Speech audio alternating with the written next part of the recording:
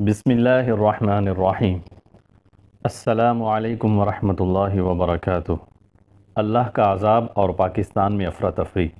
محمد قاسم نے یہ خواب 28 دسمبر 2018 کو دیکھا کہ اللہ مسلمانوں کو کچھ سمجھا رہا ہوتا ہے لیکن وہ توجہ نہیں دیتے، تو اللہ غصے میں آ جاتا ہے اور اللہ مجھ سے فرماتا ہے، قاسم میرا پیغام لکھو اور ان لوگوں تک پہنچا دو، یہ اس طرف توجہ ہی نہیں دے رہے، میں اب ان لوگوں کو عذاب دے کر رہوں گا۔ اللہ غصے میں بول رہا ہوتا ہے اور میرے پاس میسج لکھنے کے علاوہ کوئی اور آپشن نہیں ہوتا۔ پھر اللہ غصے میں بولنا شروع کرتا ہے اور فرماتا ہے لا الہ الا اللہ محمد الرسول اللہ۔ اس کے بعد اللہ کچھ بیان کرتا ہے جو مجھے یاد نہیں۔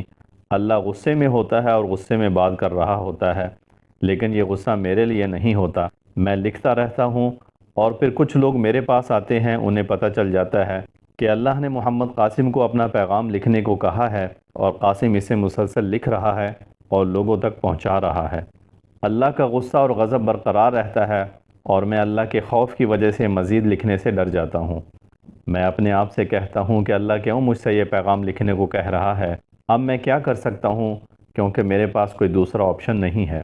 تب میں ان لوگوں سے کہتا ہوں کہ جو میرے پاس آتے ہیں کہ جو کچھ بھی اللہ مجھے بتا رہا ہے وہ میں آپ سے بیان کروں گا اور آپ اسے صرف لکھتے رہیں، اور ان میں سے ایک کہتا ہے کہ ہاں یہ ٹھیک ہے ہم لکھیں گے۔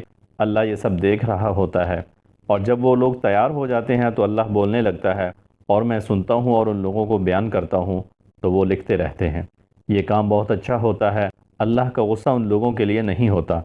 میں اپنے آپ سے کہتا ہوں کہ یہ لوگ کافی حوصلہ مند ہے کہ انہوں نے یہ سب لکھنا شروع کر دیا ہے۔ جب اللہ اپنا پیغام مکمل کر لیتا ہے تو پھر ان لوگوں میں سے ایک کہتا ہے کہ جو پیغام اللہ نے بیان کیا ہے وہ بہت ہی خطرناک اور ڈراؤنا ہے، بھارت پاکستان کے کچھ حصے پر قبضہ کرے گا۔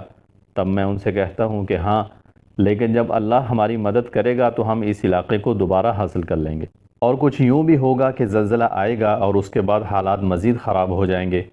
پھر کم شدت کا زلزلہ آتا ہے اور ہمیں یہ احساس بھی نہیں ہوتا کہ یہ وہی زلزلہ ہے جس کا ہم انتظار کر رہے تھے، اور یہ خبر سامنے آتی ہے کہ وہ لوگ جو دو بڑے صوبوں کو کنٹرول کر رہے تھے اس زلزلے کے بعد ان کے مکانات منہدم ہو گئے ہیں اور ان کی موت ہو گئی ہے۔ میں اپنے آپ سے کہتا ہوں کہ یہ تو بہت ہی ہلکا زلزلہ تھا لیکن اس نے ان کے مکانات کو منہدم کر دیا ہے۔ اس کے بعد حالات مزید خراب ہو جاتے ہیں اور کوئی نہیں جانتا کہ کیا ہو رہا ہے اور اس افراتفری کو کس طرح قابو کیا جائے۔ افراتفری ہر جگہ پھیل جاتی ہے اور بالکل اسی طرح ہونے لگتا ہے جس طرح اللہ نے بیان کیا ہوتا ہے، اور ہر طرف اندھیرا پھیل جاتا ہے۔ تب میں کوئی لباس پہنتا ہوں اور وہ لباس اندھیرے میں بھی چمکتا ہے، یہاں تک کہ لوگ مجھے دور دراز سے بھی دیکھ سکتے ہیں۔